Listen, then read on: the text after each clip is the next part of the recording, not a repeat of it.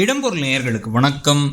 So இன்றைக்கி பார்த்தீங்க அப்படின்னா பாக்யலட்சுமி சீரியலை பொறுத்த வரைக்கும் இந்த சீரியலில் நமக்கே இந்த கதை இதுக்கப்புறம் எந்த பக்கம் எதை நோக்கி நான் நகரப்போகுது, இது எதுவும் பெரிய பிரச்சனைலாம் வருமா, இல்லை கதையில் எதுவும் கதையே இல்லாமல் சும்மா எதையாவது கொண்டு வந்து எடுத்துகிட்டு இருக்காங்களா அப்படிங்கிற கேள்விகள்லாம் வர ஆரம்பிச்சாச்சு. ஏன்னா இந்த ஈஸ்வரியுடைய அந்த ஒரு கொலை முயற்சி அப்படின்னு ராதிகாவோட அம்மா கொடுத்த கேஸு அப்போ ஒரு பரபரப்பு இருந்துச்சு. நான் ரொம்ப நாள் கழிச்சு பரவாயில்லைங்க 1000 எபிசோட் கடந்து ஒரு சீரியலுக்கு இவ்வளோ பரபரப்பை கொடுத்து நல்ல டிஆர்பி ரேட்டிங்லாம் வந்துச்சு அப்படின்னு நினச்சி பெருமைப்பட்டுக்கிட்டு இருந்த பொழுதே அடுத்து கொஞ்சம் நாளைக்கு என்ன பண்ணுறதுனே தெரியாமல் மாற்றி குட்டி குட்டி கலாட்டாக்கள் பிரச்சனைகள், இனியா வச்சு ஒரு பிரச்சனை, அதில் வீட்டில் இருக்க பிரச்சனை அப்படின்னு. அது மட்டும் இல்லாமல் பார்த்தீங்கன்னா எத்தனை தடவை தான் செந்தில்கிட்டக்க கோபி புலம்புற காட்சிகளை வைப்பாங்க.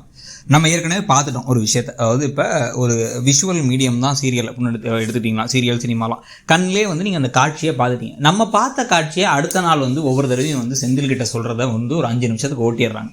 இதை வச்சே ஏதோ முன்கதை சுருக்க மாதிரி ஒவ்வொரு தடவையும் ஓட்டி இழுத்து தரதரன்னு கொண்டு போய் அவரும் வேலை இல்லாமல் இங்கே உட்காந்துக்கிறாரு, இவரும் வேலை செய்யாமல் ஒன்று ஹோட்டலுக்கு போய் பார்க்க, பாருக்கு போய் பார்க்க, இவரோட ஹோட்டலுக்கே வர வச்சு பேச அப்படின்னு எல்லாத்தையும் பண்ணிகிட்டு இருக்காரு.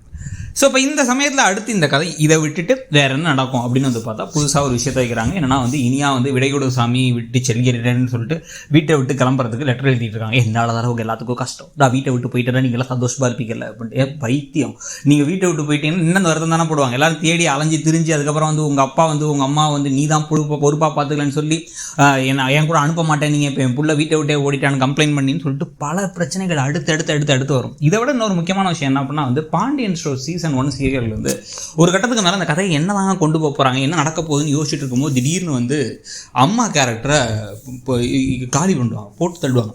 திடீர்னு அவங்க இந்த மனசு தாங்காமல் கண்ணை ஓடி போயிட்டாருன்னு அவங்க உயிர் போயிடுச்சுட்டு அதை வச்சு பரபரப்பான காட்சிகளும், அதை வச்சு நிறைய நெகட்டிவான விஷயங்களும், ஒரு மாதிரி நமக்கே ஒரு மாதிரி டென்ஷன் ஆகிற மாதிரி விஷயங்கள். ஆனால் அதே சமயத்தில் நல்லா டிஆர்பியில் ஹையாக வரக்கூடிய காட்சிகள்லாம் நடக்கும். அதே மாதிரி இங்கே இப்போ தாத்தாவுடைய பேச்சுகள் ஒரு மாதிரி இருக்குது.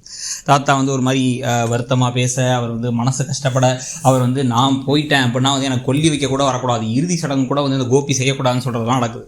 இப்போ இனியா காணாமல் போயிட்டாங்கிறதுக்கு பிரச்சனை. அப்போ கோபி ஏதாச்சும் ஓவராக பேசினாரு, அதெல்லாம் பண்ணுவதுக்கப்புறமா திடீர்னு தாத்தாவோட உயிர் போயிடுச்சு அப்படிங்கிறதும் ஒரு பக்கம். இனியா தேடி நம்மளால தான் தாத்தா உயிர் போயிடுச்சான்னு அழுதுகிட்டு இருக்கும் போது ஆனால் கோபியை வீட்டுக்குள்ளே விட மாட்டேன், கோபியை இறுதி சடங்கு செய்ய விட மாட்டேன், அவங்க அப்பா தான் கடைசியாக சொன்னாருங்கிறத இப்போ இவங்களும் ஈஸ்வரியும் சொல்ல, அதை வச்சு ஒரு நெகட்டிவான ட்ராக்கும், அந்த என் ட்ராக்கை ஒரு மாதிரி நமக்கே ஐயோ என்னங்க இது கோபி மேலே பரிதாபப்படுறதா இல்லை தாத்தா போயிட்டான்னு வருத்தப்படுறதா, கதை இப்படி போகுதுன்னு வருத்தப்படுறதா அப்படின்னு யோசிக்கிற மாதிரி போகிறதுக்கான வாய்ப்புகள் இருக்க மாதிரி தெரியுது.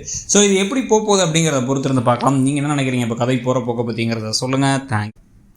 இடம்பொருள் நேயர்களுக்கு வணக்கம். ஸோ இன்றைக்கி பார்த்தீங்க அப்படின்னா பாக்யலட்சுமி சீரியலை பொறுத்த வரைக்கும் இந்த சீரியலில் நமக்கே இந்த